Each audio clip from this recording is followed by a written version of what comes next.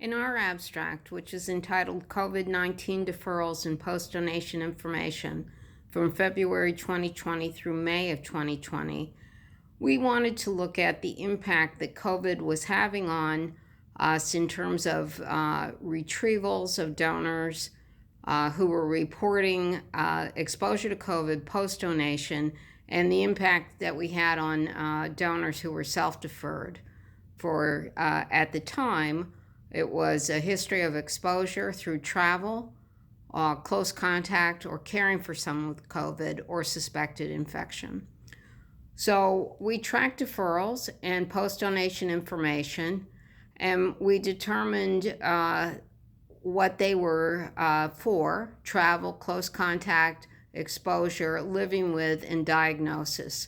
And we also tracked whether donors who developed symptoms were tested for COVID-19 or only had a clinical diagnosis. What we found was we had 456 donors who we identified who were deferred at the site or contacted us with post-donation information. We had a number of different reasons for deferral.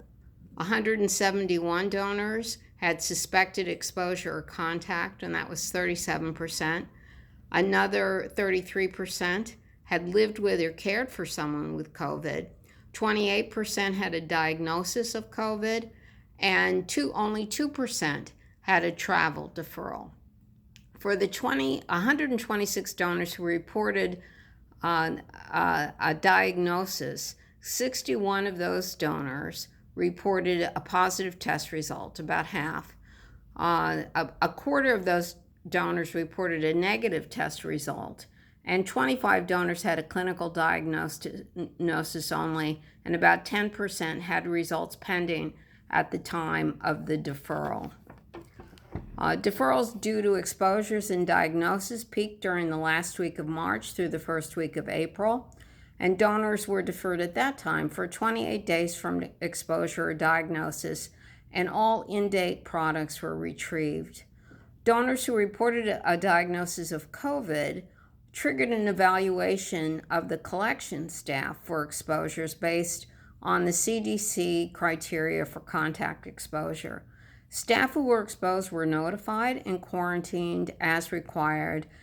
Over time, staff quarantine depleted the staff available to perform collections and impacted productivity over time, which required operational adjustments and cancellations of blood drives and mobiles.